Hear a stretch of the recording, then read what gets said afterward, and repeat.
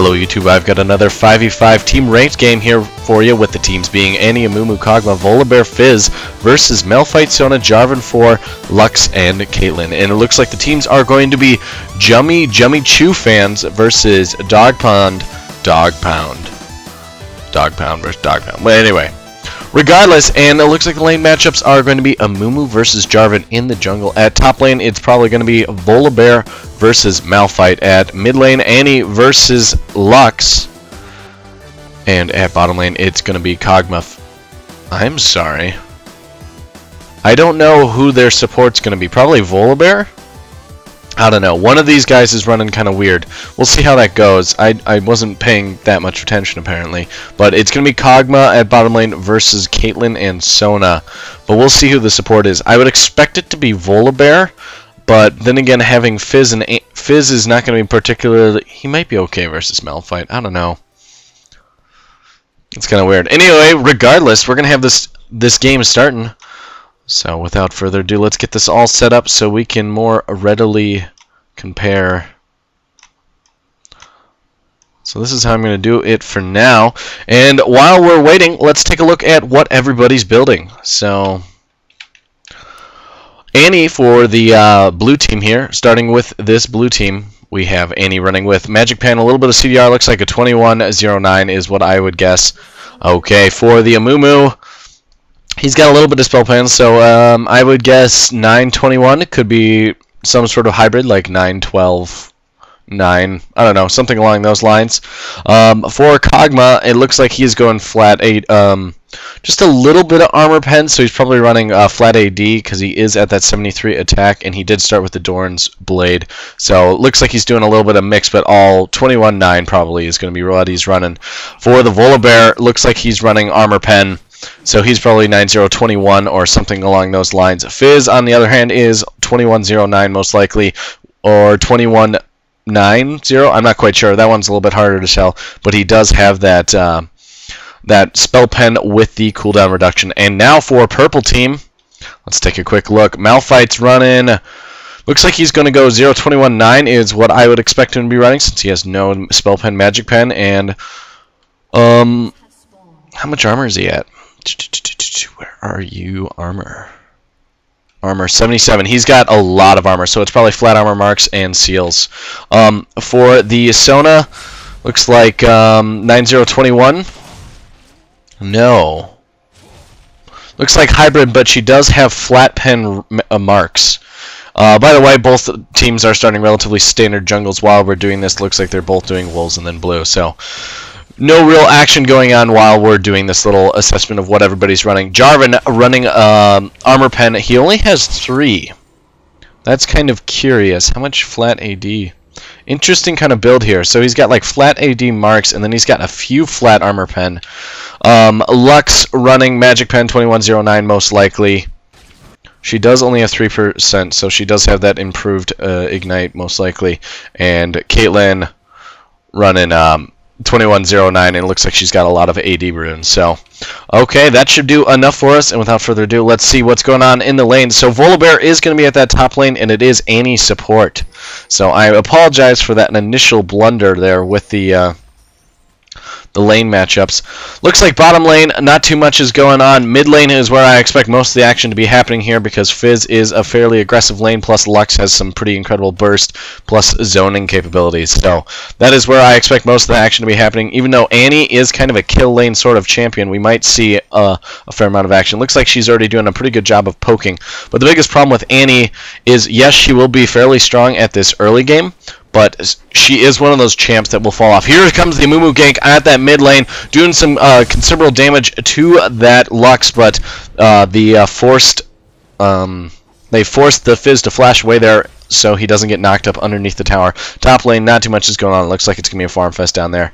So what I was saying before that gank actually occurred is that Annie is one of those early mid game. She is very strong once she gets level 6, but after that she kind of falls off. Like 13 is pretty much where she starts really starting to dive. Because yes, with enough cooldown reduction, she does provide immense amounts of CC to her team and can do some pretty hefty bursts. Wow, lots of damage going down that Fizz, and the first blood goes down to that Jarvan. Looks like he just got cut out of position. We're going to back it up so we can see that yet again, just so we can analyze that fully, what exactly happened. So, looks like he doesn't have vision. Fizz burns his Playful Trickster to cut the distance. Oops, that was a mistake. Should never burn Playful Trickster that early. And it looks like Malphite just gets a little overextended, but it looks like he might be able to get away. That Ignite's doing some pretty considerable damage, but that massive amount of armor that he does have, it's going to be close, and they do manage to pick him up. Taking a couple tower, it's going to force him back. So 1-for-1 exchanges so far, but Purple Team does have that first blood extra gold. So they do have that slight advantage. As far as farming goes, Malphite is slightly ahead of the Volibear, but he has gone down. So, and it looks like Annie is trying to do what she can to knock up those stuns. But as I was saying, Annie, since she is the most strange pick, the strangest pick of here, and it looks like Jarvan stole wolves and then went back. Interesting. Kind of interesting. It looks like Malphite's going to be teleporting back in. That might be a mistake. We'll see. Both of them are relatively low, but it's still a little dangerous there. But it looks like he's going to be just fine. Amumu is headed back, so looks like he's going to be able to come back on that farm, and he might even have a gold advantage here very shortly over this Volibear, even though Volibear did get that kill. Oh, he's only like 100 gold behind, so and it looks like he's farming better than this Volibear. So Annie's still poking away at this bottom lane. Fizz still trying to play very aggressive on this Lux, but that's alright. Lux has very strong clearing capabilities there with her E, and she can still last hit fairly well underneath the turret with her passive, so that is the main thing. Malphite's doing some really nice damage here to this Volley. Foley manages to fling him over before the Jarvan gets there, and it looks like they're doing warning pings of people missing. It looks like Lux was afraid that Fizz was headed towards that top to deal with the Jarvan. So Caitlyn's doing a nice job of farming, even though Annie is putting quite a bit of pressure on. And this is going to be the problem: is if Annie isn't providing those, ensuring those kills for Kog'Maw, it's just not going to be worth it, because Annie really requires the gold. That's the reason why the ranged carry support meta has been so popular for so long, is because very few lanes can split the CS without like completely aggravating or throwing off games. So competing CS is not ideal at all, and having one player get all the gold means the other person is going to be very gold starved. And that's why supports are traditionally chosen for that role. Lux getting forced back a little bit, doing incredible amounts of damage to that Fizz, manages to bring him down, and it looks like Lux might be able to get away here, but it's going to be brought so very low, down to about 30 HP, but this Amumu is not going to be able to stick around too long, because that Jarvan is going to start wailing on him. And with the armor pen that he does have, he should be able to start shredding, because I don't think he has very much armor. Oh my god, that Annie! Holy cow. So close. You are so lucky. That must have been like 5 HP. Just landed some nice burst there, and now this Kog'Maw could be really, really screwed. I don't know, a little bit of lag. I'm not sure what's going on there, but that little stutter might be the death of him. Manages to juke out the Caitlyn, and they should head back before this Caitlyn gets level 6. She won't get it from this wave, but they do need to be careful, because as soon as that minion wave does come... Oh, Kog'Maw. Kog'Maw, you're dead. You're so dead. You're so dead. Why would you stay? Like, yeah, he got the Sona, but he gave up a kill and assist. Why would you stay? Should just went back. Anyway, regardless, a little misplay there. Jummy seems to be... this team Jummy seems alright. The couple amateur things. Fizz whiffs the ultimate there. Tries to cut the distance. Manages to land on a trap, and it looks like he's going to get this kill regardless. I don't think that Caitlyn should have even burned. Oh my god, she managed to land that trap, but dot tick damage there on his Sea Stone Trident just does way too much damage. And now Purple Team is being able to push fairly readily on this mid turret. And for it being even, Purple Team does have almost 1,000 gold advantage here. And it looks like here comes the Amumu. Fizz is coming as well, but oh, there is the Amumu ult, and this Jarvan is so very dead. So dead. Should have gone back as soon as Fizz didn't stick around at that bottom lane, and Amumu revealed himself, because immediately, as soon as Amumu binds you, that's just, ugh. so bad. Like, you're just like insta-dead. Not always, but a lot of the time. When Amumu drops that ultimate and he has any support whatsoever, somebody is going to die. But, yeah, this Annie support, I think this was a horrible mistake. For a kill lane, I don't think she was a good choice. I think going with, like, somebody that's a little bit more killy, like Pantheon or something to that extent, would be better. But it's just, I think this was a horrible mistake. But we'll see. Once she gets level 6, you might see a little bit more play. And now she's just going to take so much damage and just gets destroyed. Oh my god, what is this Annie doing? So, while not all of these people are high elo players, like most of them are at least gold last season or higher, and I'll do a little bit of research to see what level they're at right now, because the borders don't always tell everything. But the reason I am spectating this game is because Aerodactyl is on this team, and Aerodactyl is that, what is he? Is he the Amumu player? Yeah, he's the Amumu player. That's what it was. So he is the high elo person here. He is in the challenger bracket, top 100 players in North America. So that is the reason why we're watching it. Fizz going to do some pretty incredible damage here, but I don't think it's going to be enough. Here comes the Lux Burst, and we'll see who wins out. Fizz doing some pretty incredible damage, and that barrier. Oh my gosh, that barrier baiting so hard. God, I love barrier. It's such a good spell. Anyway, tons of damage going down here on this Kog'Maw. Amumu came in. We're going to back it up so we can see this full engagement. It looks like they managed to push away here at this bottom. Amumu whiffs the bandage toss there, but still managing to keep pace here. Kog'Maw trying to support as much as possible, but he shouldn't be this far out, because he could give up a kill here. But here comes the Annie. We'll see if she can drop a bear. Nope.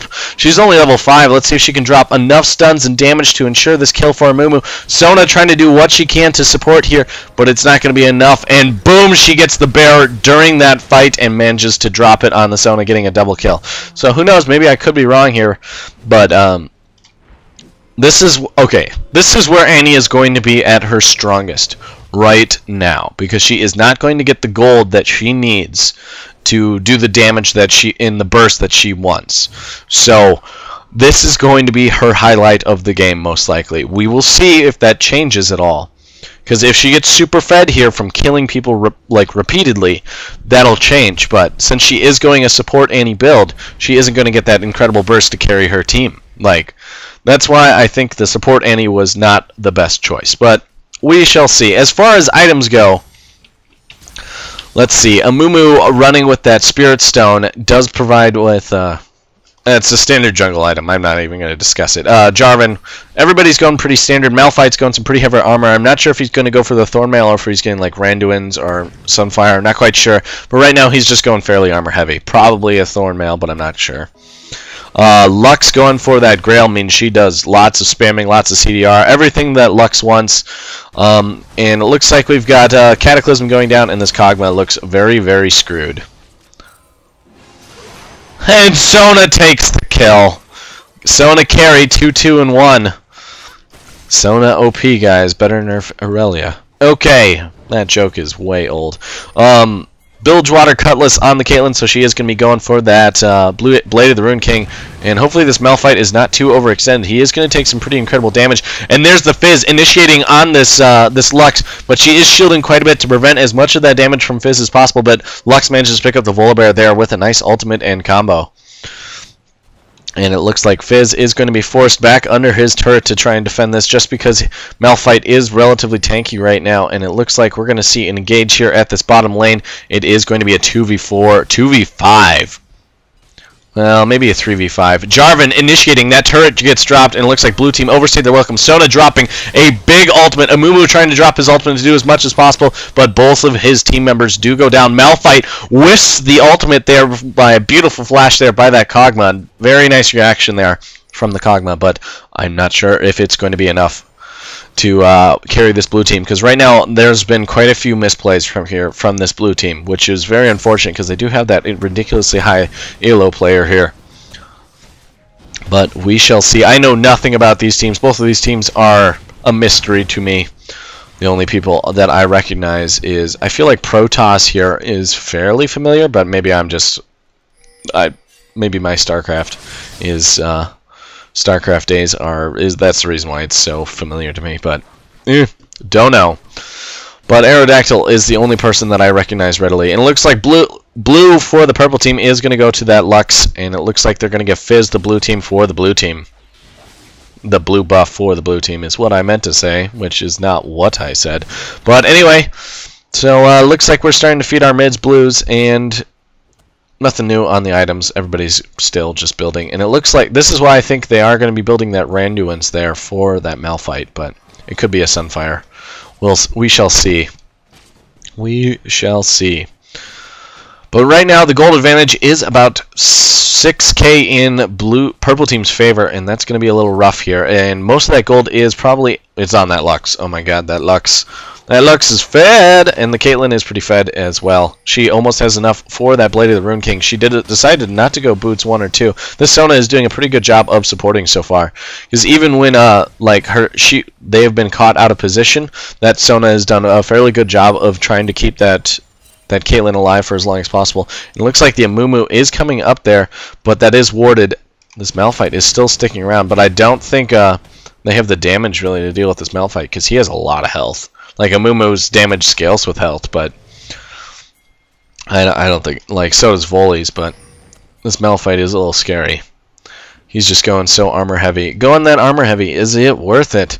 We got a Cog as AD, Annie's just basically support damage, so not a lot of magic damage there, but there is a little bit. Mumu's magic, and Voli is mostly AD, so I don't know. I'm not sure if it's worth it to go as armor heavy as he is, but it is keeping him alive at least a little. It looks like we're seeing a little bit of counterplay here. Looks like Jarvan's trying to mess around here. Kog'Maw landing that slow and providing vision there, and it looks like Amumu is going to get that red. Caitlyn, and we do have 4 people from purple team here. We also have 4 from blue. Both of those top lanes are not there, but I believe Malphite does have that teleport. Nope, it's still down, so he cannot join the fray. And Volibear is on the way, so we do have a 4v5 that is going to be in the works. Let's see if blue team can hold out for that Volibear. Amumu doing a nice ult, catching that Jarvan out of position, but the Lux doing so much damage. Sona landing a beautiful ult, going to pick up 2 kills there. 4 kills now, no deaths for this blue team. And let's see if they can get this Voli. This Voli's passive is procced, so he is healing up, but it looks like he is going to be able to get away. No, Voli, don't go back in. You need to go away. Don't give him another kill. Let them have the turret. Let them have the turret, Voli. Voli, run. Voli, stop it. Go away, Voli. I know he can't hear me, but I'm going to keep yelling at him if he stays.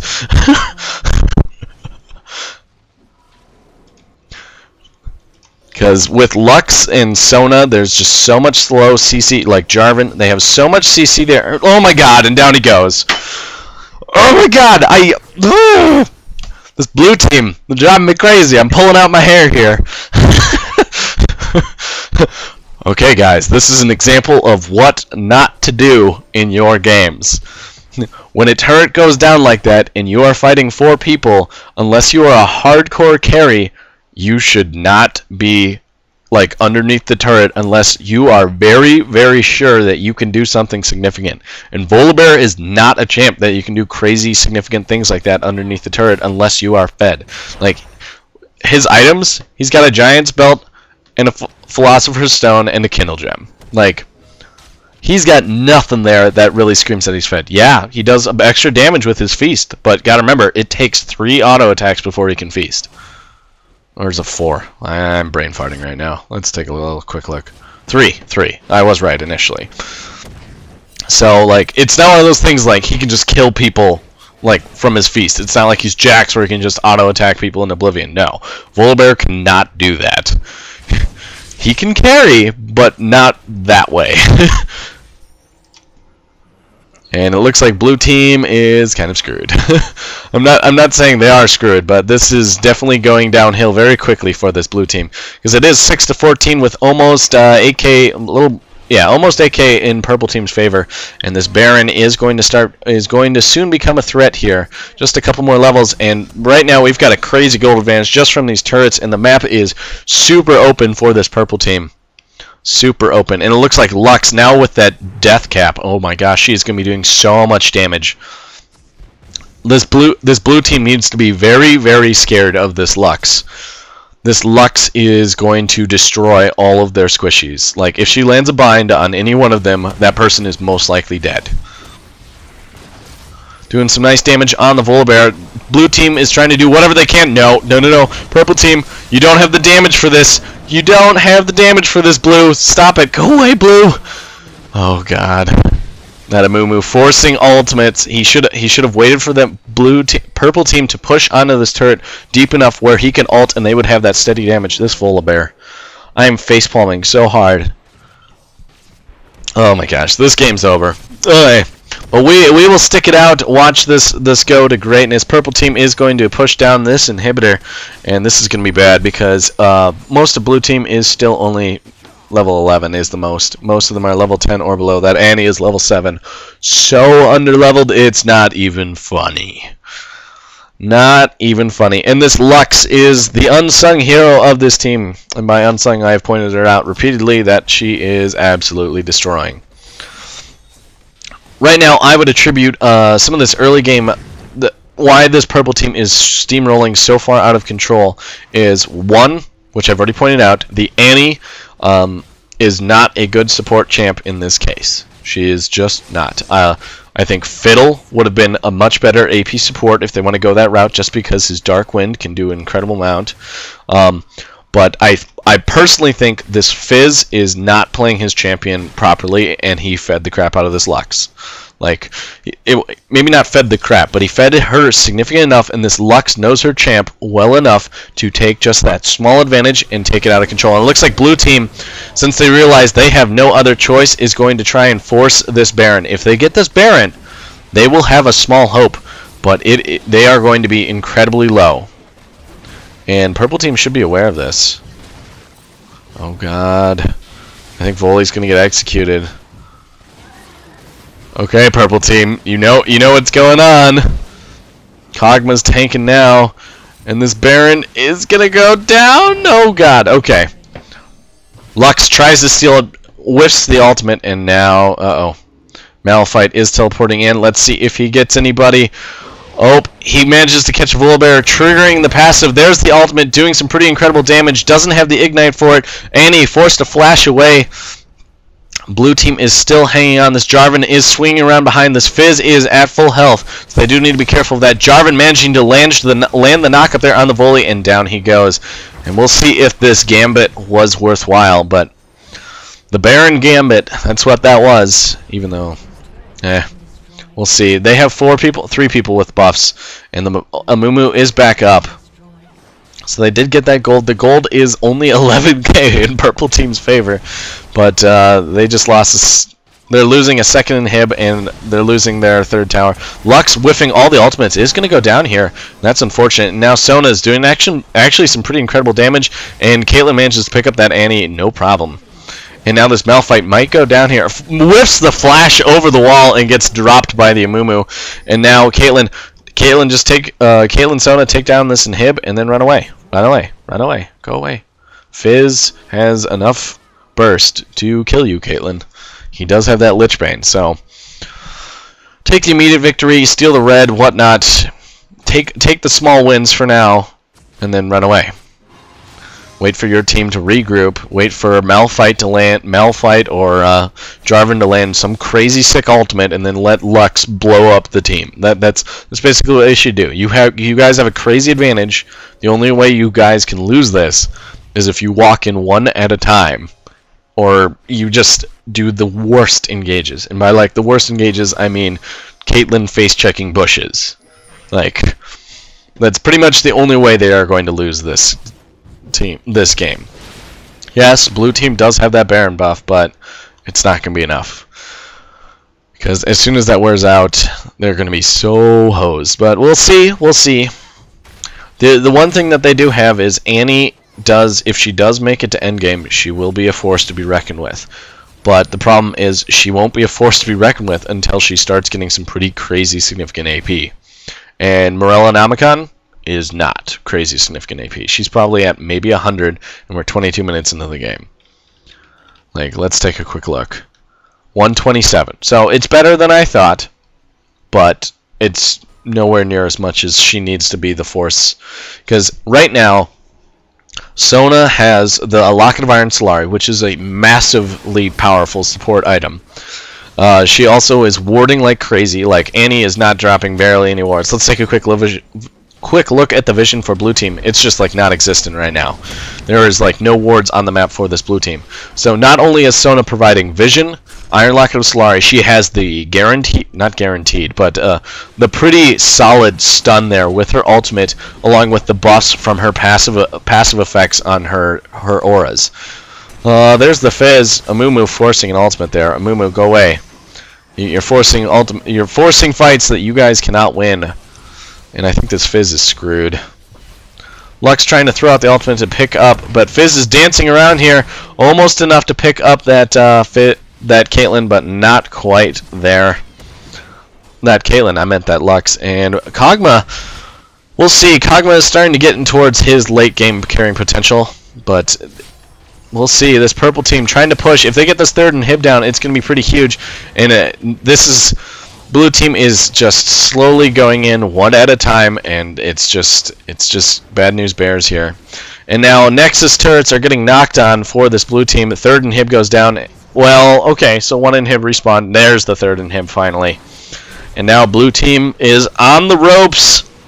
It's all over but the screaming, ladies and gentlemen. And it looks like Volibear's going to try and gobble somebody. He manages to ignite the Malphite. And he is ulting, doing some pretty incredible damage. Manages to pick up the Caitlyn. And Lux is the only one still standing, at least in the immediate... Well, I guess there's Jarvan too. Lux throws out the ultimate, trying to do a little bit of damage. The second Nexus turret is so close to going down. Volibear doing what he can to prevent it. Okay, looks like they are going to be able to save this, at least for now. But all it takes is one more fight. Like, purple team doesn't even have to be very graceful about their push. All they have to do is push Caitlyn, take down that Nexus turret, and it's going to be really rough for this blue team. Because Kog'Maw is going to be their best bet at clearing these waves. Amumu's not bad at clearing. Like, Volibear can also clear decent, but Kog'Maw is definitely the force to be reckoned with at clearing these waves. Fizz does alright, but Kog'Maw is going to be the only hope for clearing these massive super minions. And since all three inhibs are down, we do have those double super creeps coming. And that is why it is such a big deal for two inhibs versus, like, three inhibitors versus two inhibitors. It's rough. So we'll see how purple team decides to engage this. Looks like Malphite's going to start poking away, spamming that laugh button. I don't know what he's doing. It looks like purple team is just going to try and brute force it.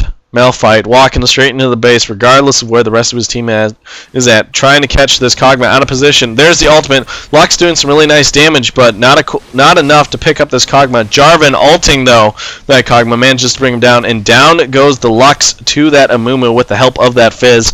And Amumu is trying to keep pace here with everybody, but the Fizz goes down, and this is going to be rough, because now we do have this Caitlyn still up, and she is going to start shredding people. This Volibear's passive is procced, but down he goes to that Caitlyn, just doing incredible damage. And down it goes. There's the quadra kill. Wow. Was not expecting that, and purple team gets the victory.